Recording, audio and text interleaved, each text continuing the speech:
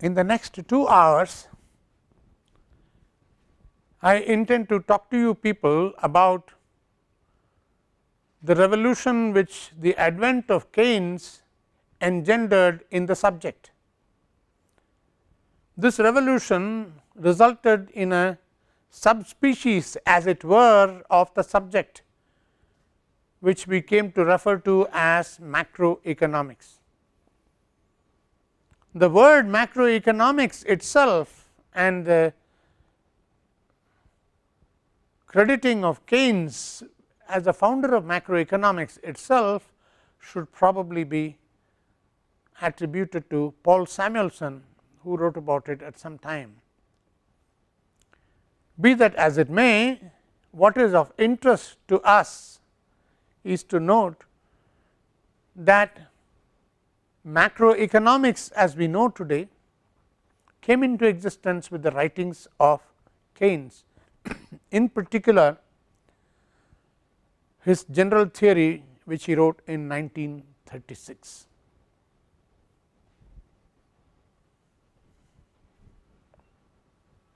Now, what is important is to see that there is a switch of universals here. I am referring to universals here because that has been our preoccupation from the beginning of my lecturing you in this particular course. From the beginning, I have been trying to tell you that the evolution of theory, or call it transformation of theory, has to do much with the way the subject has specified universals with reference to its theoretical preoccupations. For example, at the time of the Greeks, we recall that the universals concerned economics not as a subject with a very large scope, but only with the scope of the household. Philosophers at that time were concerned with larger issues of metaphysical nature as well as scientific nature, in which their point of reference was fundamentally the universe. Economics was a small subset of all this at that time. So, the universals of economics were basically the universals of households at the time of the Greeks, and that is how Aristotle was writing about it, if you may recall.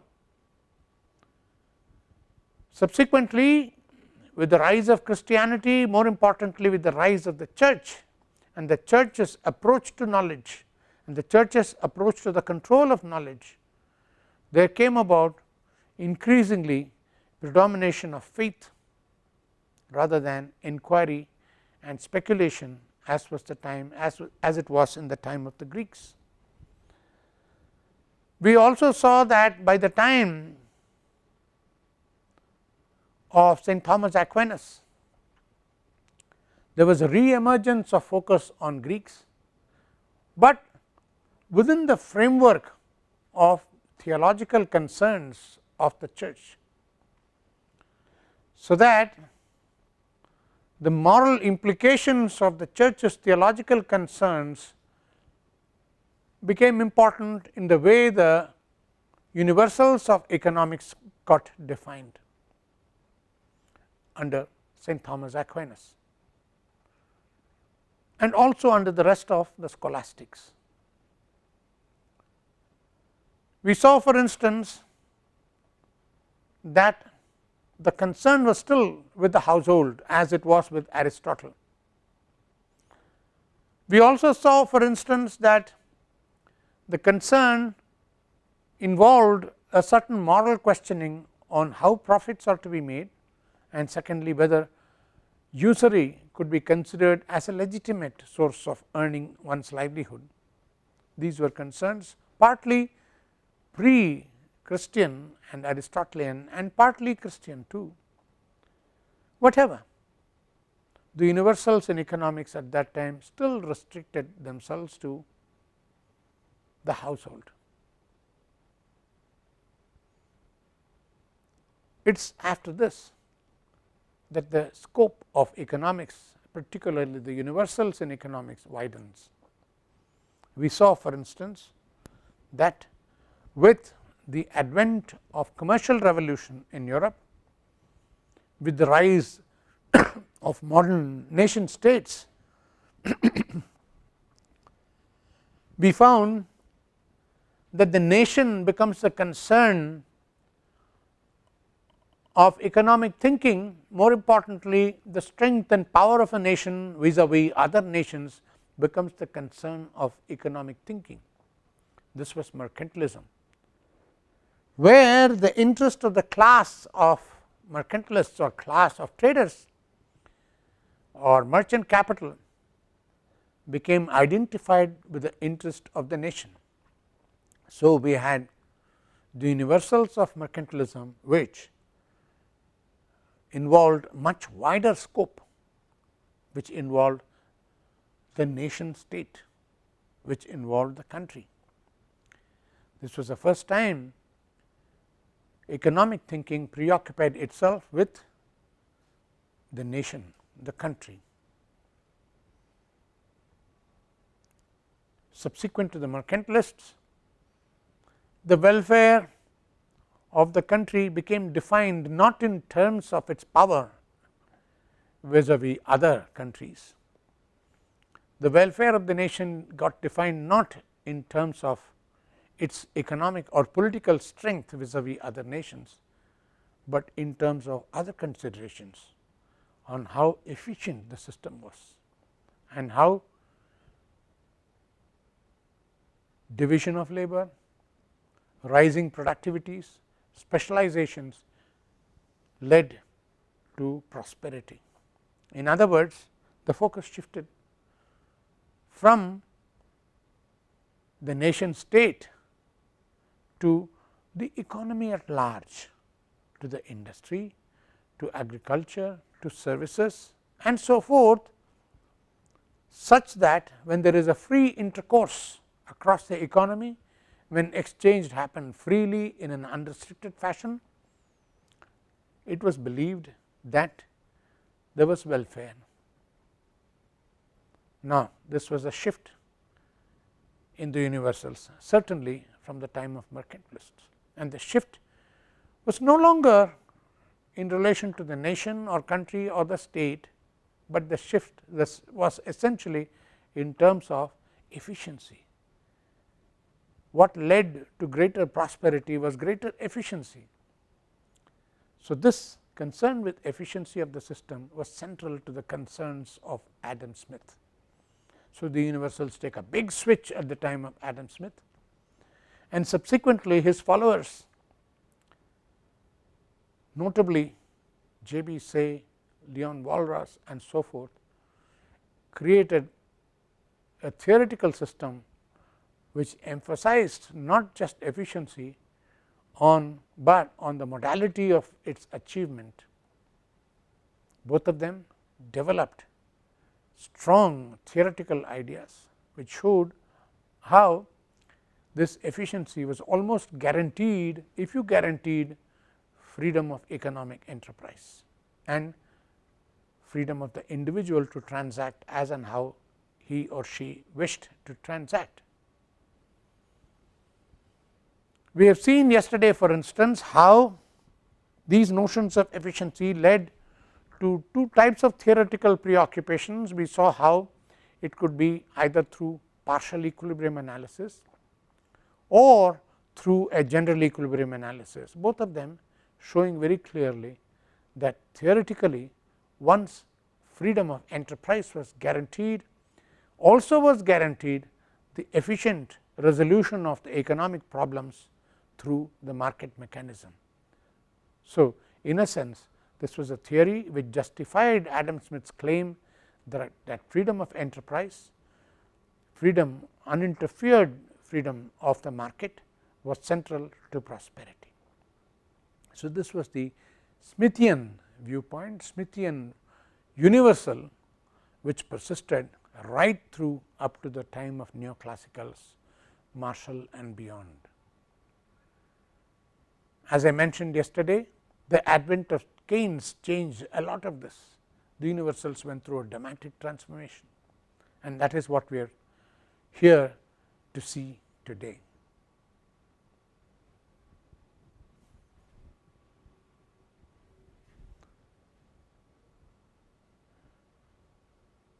As I said, Keynes is recognized as a founder of macroeconomics, in contrast with partial equilibrium analysis, which is a concern with microeconomics. So, the first paradigm switch which Keynes generated was with respect to the concern or the universals of the economist.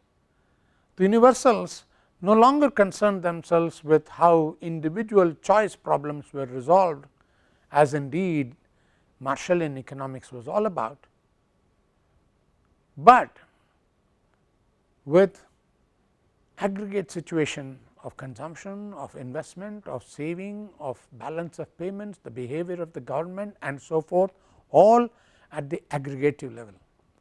This shift of preoccupation to the aggregative level was the shift to macroeconomics, in contrast with preoccupation with individual markets, individual economic actors and so forth, which was the preoccupation of microeconomics. So, the universals certainly take a big shift.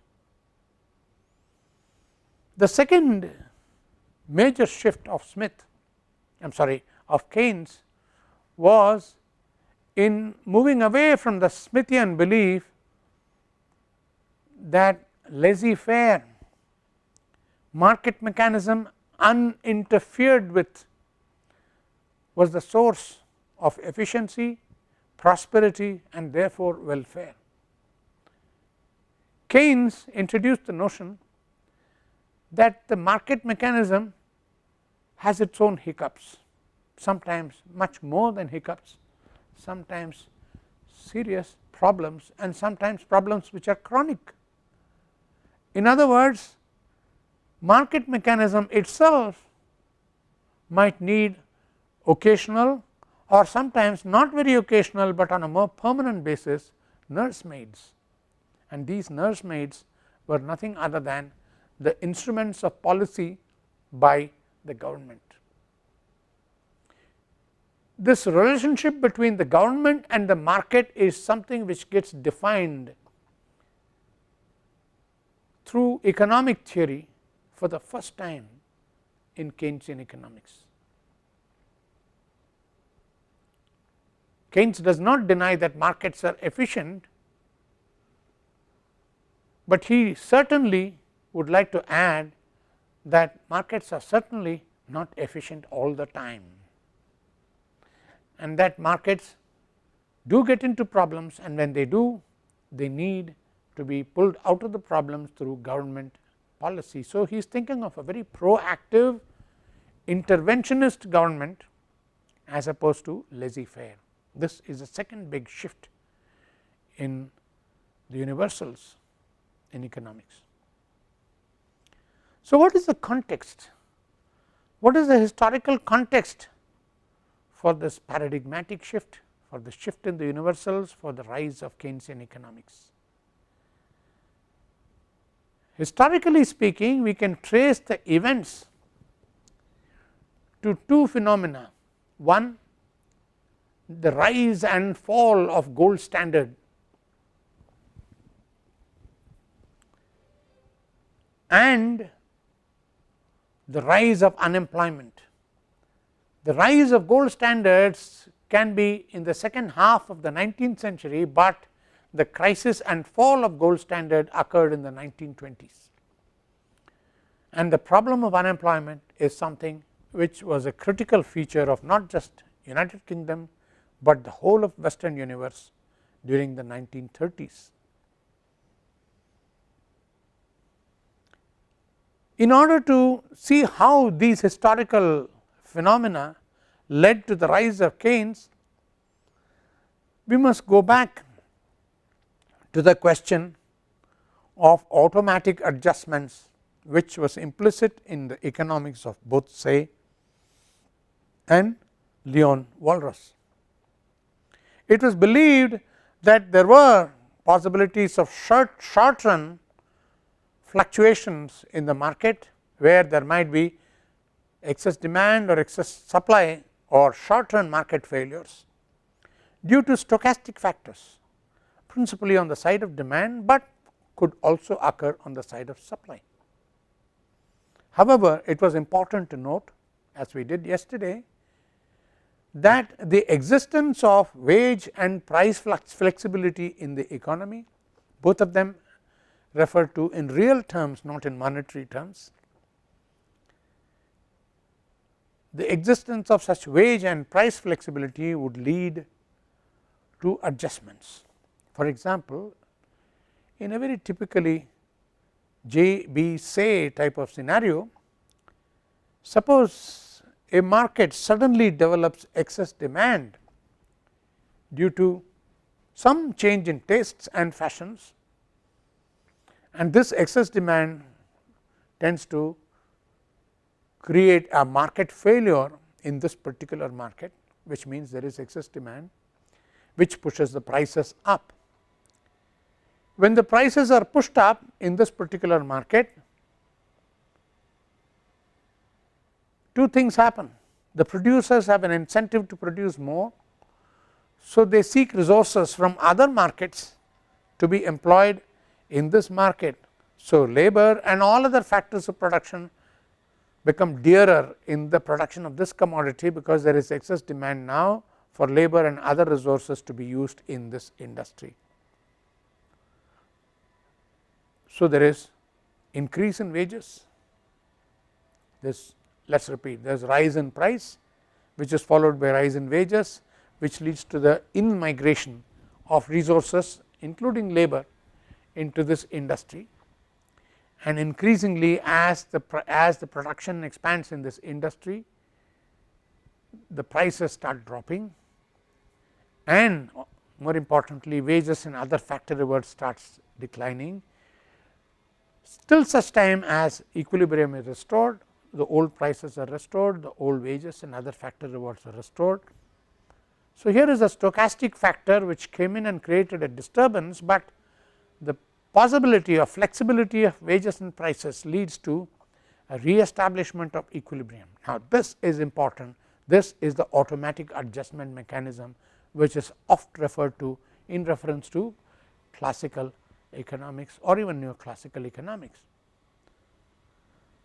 Now, one of the things that was discovered was that in the case of gold standard, as well as in the case of unemployment, which hampered in the 1930s, the automatic adjustment mechanism in real life was seen to be inoperative. In other words, if there were macroeconomic full employment equilibrium situations prevalent at some point in time, shift in the parameters of the system, which caused a shift in market clearing in some parts of the economy, resulted in disturbances which was not cleared, which were not cleared by automatic adjustment mechanism. Classical macroeconomics was found to be at fault, and the question was what policy should be used. So, let us look at these two, gold standard and unemployment, in some detail to understand this policy impasse. We all know that gold standard was the basis of monetary system from the third quarter of 19th century across Western Europe and United States. Countries defined their money supply as a function of the stocks of gold which they possessed. So, if a country had x tons of gold, then it would value its money in terms of so many dollars or so many pounds, so many francs per ounce of gold, and then determine what the money supply was going to be. So, the determinant of money supply was gold, rather mercantilist, is not it, because that is how the mercantilists were thinking, the bullionists were thinking a couple of centuries earlier, but now this is a new situation. This is gold standard. 19th century. So, what happens? Gold standard was an attempt to ensure that there was balance, not only in the balance of payments, but also within the country in terms of monetary and price stability. Let us consider an example, but in order to know this example, we should know what is called purchasing power parity. Purchasing power parity is nothing but the consequence of gold standard in international trade and balance of payments. You can see that the equation is nothing other than this, that the domestic prices times exchange rates will equal the foreign prices of commodities always. So, suppose there is a demand for the product of some country due to change in tastes, let us say, then the export sector of this country is encouraged immediately by this higher demand, and this higher demand for its product is reflected in a higher demand for the domestic currency which is needed to buy the goods of this country with. So, as there is demand for domestic currency, it appreciates. So, E, the exchange rate appreciates, and the appreciation of exchange rate would then immediately mean that the foreign countries now owe more to this country than this country owes to foreign countries, which means there is a transfer of gold from abroad to this country. When there is a transfer of gold from abroad, money supply in this country increases, and as a result there is economic expansion, and more importantly gradually the prices of exports will rise, and when they rise they lose their advantage in the market and foreign demand drops. Conversely, with the export of gold to this country, money supply abroad drops. So, prices abroad drop and foreign products now become more competitive vis-a-vis this country's products in international trade. Their exports grow as opposed to the exports of this country which are dropping. In short, purchasing power parity is a principle which ensured that under the gold standard fluctuations in exchange rate would enable balance of payment equilibria. What is important here is to note that balance of payment equilibria were also seriously a part of the domestic equilibria, because the rise and fall of particular sectors in the economy is also connected with the equilibrium in the domestic market. So, in an open economy model, equilibrium in the balance of payments was invariably connected with equilibrium in the economy as a whole. Now, gold standard therefore had this very valuable adjustment mechanism in terms of exchange rate fluctuations and gold transfers across the country, which enabled to restore equilibrium again. Along with purchasing power parity, another implicit rule which was followed by all countries dealing with gold standard was a rule called interest rate parity, because either gold could transfer from countries which were having a deficit in trade, or you could think in terms of an opposite, which is capital transfer. For instance, if I have a deficit in trade, then I either export gold to buy foreign exchange, or my trade deficit is covered by capital transfers from abroad, which increases my purchasing power and therefore starts pushing me towards equilibrium.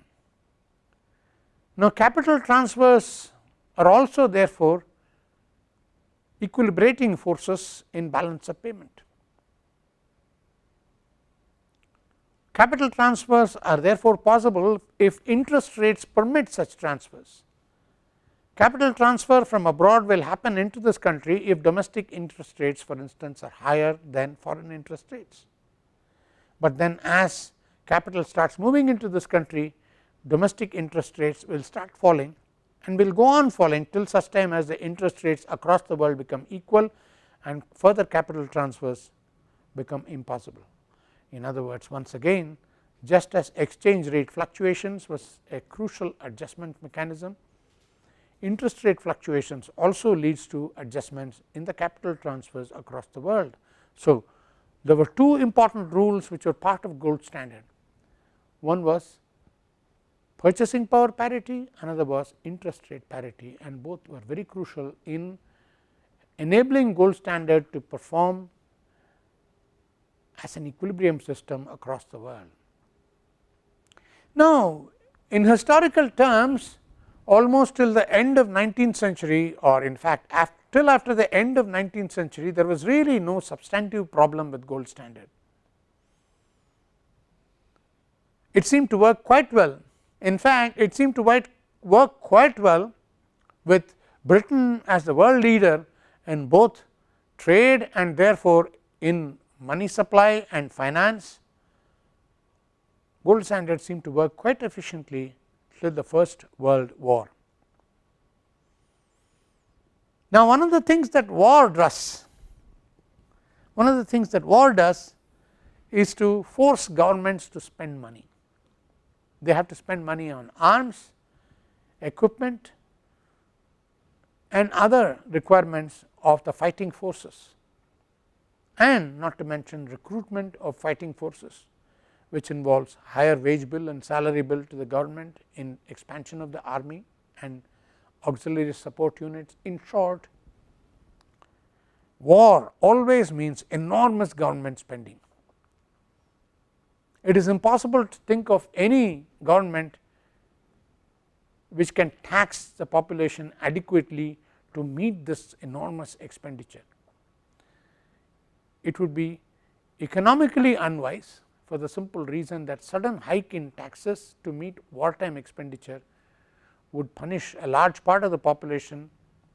Post tax incomes might drop so dramatically that the economy might go through a contractionary movement, which is not good. So, economically a sudden hike in taxes may not be advisable, but more importantly a sudden hike in taxes would not be advisable politically. The economy is already facing a war, the people are facing wartime crisis, and on top of it, if the economy is pushed into a contraction, higher taxes, the government might simply be voted out. That is the political risk involved. So, for political and economic reasons, a sudden hike in government expenditure cannot be met with a sudden hike in taxation, no way. So, an expenditure hike by the government stays, and if the war goes on as it did in the case of the First World War for 4 or 5 years, it is an accumulation of government deficits year after year after year, perhaps on an increasing scale as it did in the case of the First World War and Britain, so that the government was pushed into spending enormous amounts of money. By the time the war ended, money supply in Great Britain was substantially higher than money supply prior to the war. Now, how does the government increase money supply? It prints money. So, the government simply expanded money supply to finance the war, to finance the deficit due to the war during the First World War. But then what happens to gold standard? The British pound was clearly specified in terms of so many pounds as money supply, precisely because the gold stock with Britain was fixed and limited. So, if the gold stock was fixed at the pre-war levels, and if money supply expands due to meet the wartime contingencies, it now means that the actual money supply was much higher than the money supply permitted under gold standard. In short, the British pound becomes overvalued in gold terms. This is what happened by 1920 in Britain. So, immediately there was a problem of crisis in balance of payments. exchange rates and so forth, because the British pound was simply overvalued. There were too many pound notes around that were not permitted by the stock of gold in Britain. So, the British government set about a policy of revising its approach. It set about a policy of restoring gold standard. Now, one of the persons who opposed this was John Maynard Keynes. Keynes was of the opinion that such restoration was not possible, it was bound to fail, because he said adjustment to post war conditions required large scale adjustments in the demand, in investment levels, saving levels and money supply in Britain. It is not a question of simply restoring gold standard, which turned out to be true. However, the fact is the attempts at gold standard restoration failed. The monetary system of Britain collapsed and the monetary system across the world collapsed. So, the 1930s was a period of international monetary chaos. Countries were devaluing and counter devaluing on almost a wartime basis to protect their currencies, to protect their economies. So, that by the end of the 30s there was a critical need felt across the world that there was more sense, more rationality, more reason needed across the world than what existed in the 1930s international monetary scenario.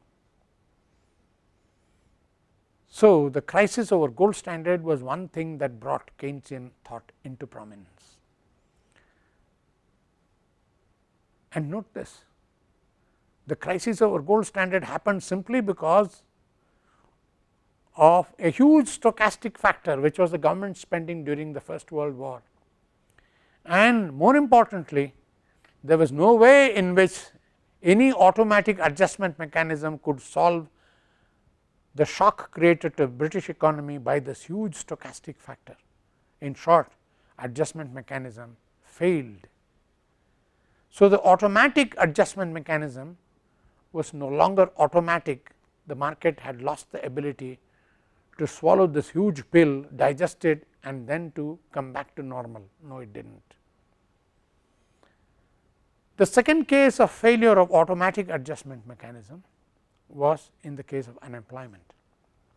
Now, unemployment was not just a feature of the 1930s, unemployment was also the feature of the 1920s, mid 1920s, when the crisis over gold standard and the crisis over balance of payment, the crisis over international exchanges, international capital transfers, all of these were leading to shrinking of the British economy, unemployment. The question at this time was, how would the British government respond to this unemployment? Would the British government lead to a crash employment generation program to bring employment levels to the old level, or could the British government think of something else?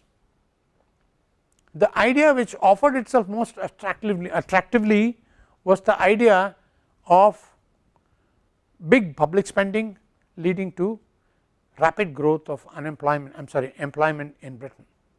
Now, this was immediately shut down by the advocates of policy in the British government.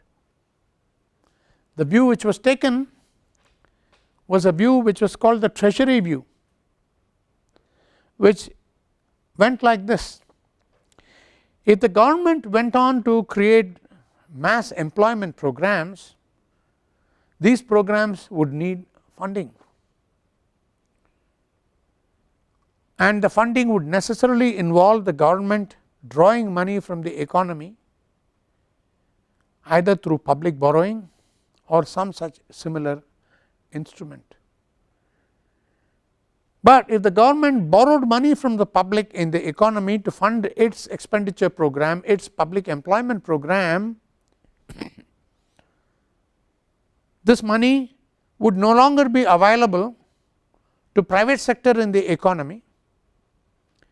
This money would no longer be available to private sector to invest in. So, investment in private sector would shrink.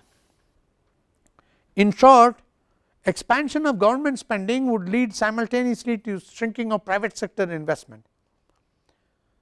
This would in turn mean that the government policy was counterproductive. The policy entailed expansion of its spending, expansion of employment, some kind of a multiplier effect which would result in the growth of aggregate demand.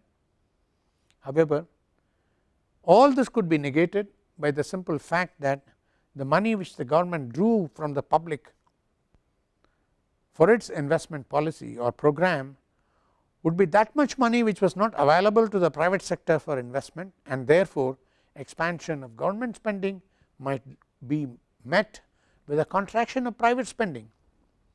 In recent times, in the economics that has come into vogue since the 1960s, this phenomenon is called crowding out.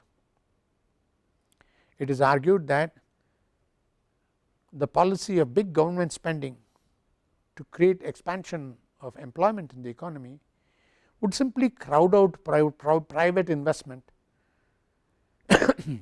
and lead to shrinkage of private investment. In short, if the government expands its spending and increases employment, the private sector loses funds for its investments. So, private investment shrinks and private employment shrinks. So, the net effect might be 0,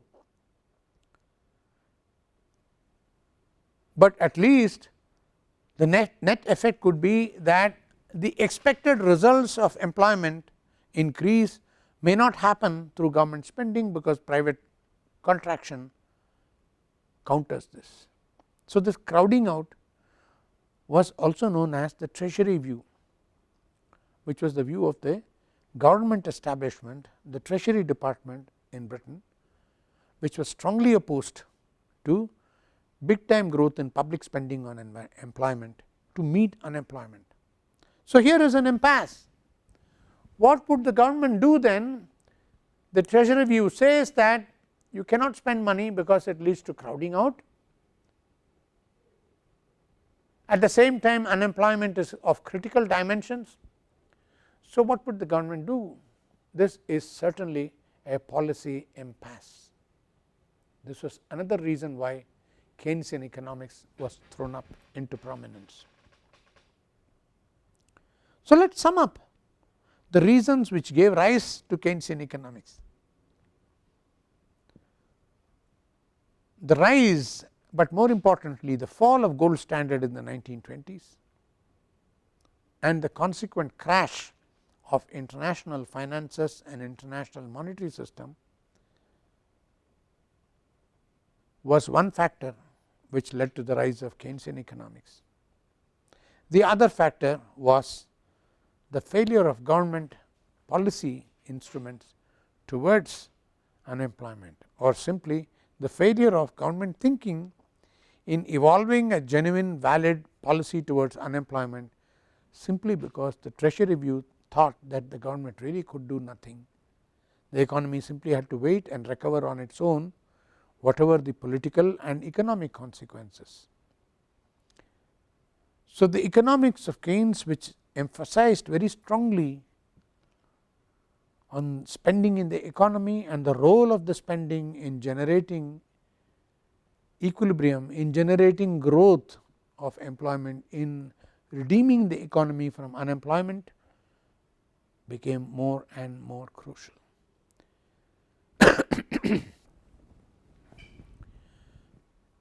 It is time now to look at the premises with which Keynes was working his system.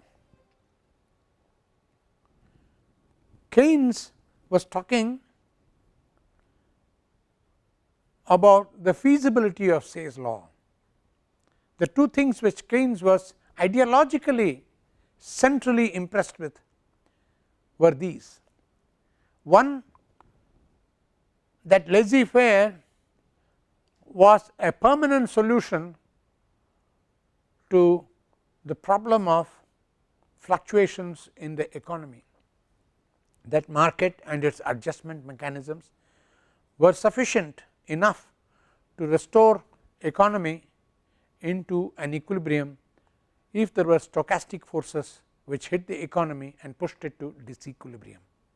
Keynes believed that the market mechanism did not have the strength and capability to withstand such stochastic forces. One. Second, Keynes also had a different thing to say about the Say's law. Now, most people who were critics of Say's law up to that time were people who were talking about the feasibility of automatic adjustment. They were talking about the feasibility of thinking about long term full employment equilibrium and so forth, whereas Keynes was not talking about these things. Keynes says the heart of Say's law amounts to the statement supply creates demand. Now, when Keynes said this, it had a historically important role to perform, because even as I was a student in economics and subsequently as the other students were being taught after the time when I became a teacher, it became a standard practice to refer to Say's law in the same way, that supply creates demand. Although Say was not saying this, it was Keynes's interpretation of Say's law which made such a statement possible. So, whatever, supply did not create demand according to Keynes. It is people's decision towards expenditure. How much should I spend now? Am I spending enough? Can I spend more? Would I like to spend more? In short, people's expenditure decisions were crucial in determining the level of aggregate demand in the system according to Keynes. So, Keynes distinguished between two types of demand. He thought of notional demand when he was thinking in terms of a Say type situation, where supply creates demand, where the economy automatically adjusts itself. But in all other situations, Keynes was talking about the level of not notional demand, but about effective demand. Effective demand is that amount of demand which is permitted by the limits on expenditure. If people spent more, effective demand rose. If people spent less, effective demand shrank, and people's spending powers were influenced by what they earned. So, this was the foundation of Keynesian economics, namely, it is not supply which creates demand, but which is the expenditure decisions which create demand, and the coming into existence of effective demand leads to production and expansion of supply. So, supply responds to the levels of effective demand in the economy, and that is about it. It is the other way around, in contrast with the conventional interpretation of Say's law. Next, Keynes was also concerned with wage price flexibility. As we may recall, wage price flexibility was the very heart of the adjustment mechanism in pre-Keynesian economics, whether neoclassical or classical macroeconomics. Now, Keynes argued that such wage price flexibility might not exist at all. There were two principal reasons why he argued this. First, he said prices were not determined by some equilibrium between demand and supply, aggregate demand and aggregate supply in the economy, as was believed by classical and neoclassical economists. Keynes said the basis of price determination was purely the supply side. Cost of production was the key factor, and all producers added a markup to cost of production, which was actually the prices at which the products were sold. In short, prices were not determined by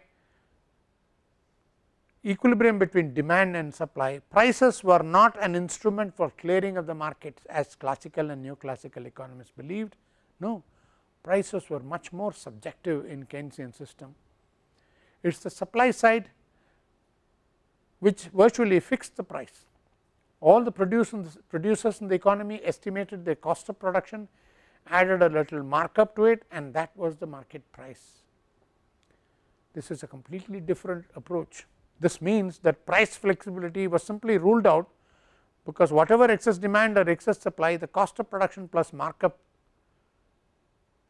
process had nothing to do with these fluctuations. So, prices were rigid in the Keynesian system. Equally, wages were rigid, especially money wages. According to Keynes, the workers suffered from what he called money illusion. Money illusion was a belief that any fall in money wages is harmful to me even if my real wages does not fall. We know, for instance, that real wages are money wages divided by the prices. In short, they are the real component of wages, and we also know that neoclassical and classical theory tell us about real wages being the determinant of labor supply and demand. Keynes said, even if that were to be the case, a fall in money wages is assumed by workers to mean the same as a fall in real wages. They do not interpret, they do not calculate, they do not deflate money wage reductions with price fall in order to understand some real wage estimates. No, workers' mind works much more simply. According to Keynes, any fall in money wages is automatically assumed to be a loss of welfare by the workers, and they do not want to work. So, here is what Keynes called a money illusion in the labor market. Workers are influenced only by money wages and not implicit real wages in the system. Any drop in money wages immediately leads to non cooperation from workers. The unions are very strong, they oppose any reduction in money wages. So, wages are rigid. So, here is a situation in the economy where wages are rigid and prices are rigid, and so what happens to wage price flexibility as an adjustment mechanism? Such a mechanism simply does not exist according to Keynes. This is the second thing. Third, the very idea of equilibrium was reinterpreted by Keynes. Up to Keynes, macroeconomic equilibrium was thought to be tantamount to full employment equilibrium. The economy would go through the adjustment process till full employment equilibrium is reached. So, the only valid equilibrium is a full employment equilibrium, but Keynes says people might plan expenditure which might be different from actual expenditure. In turn, this might mean that planned supply and demand might vary from actual supply and demand in the market. Actual supply and demand in the market might occur either with full employment or with underemployment.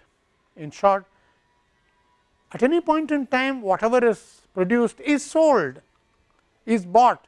So, it is a truism that there is a macroeconomic equilibrium in the economy, but it does not follow that this macroeconomic equilibrium is a full employment equilibrium.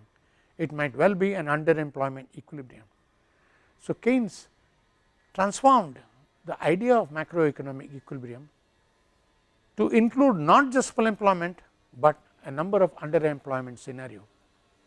These three aspects of Keynesian thinking resulted in a new paradigm which later came to be known as Keynesian economics, more importantly as macroeconomics. We will see the rest after the break.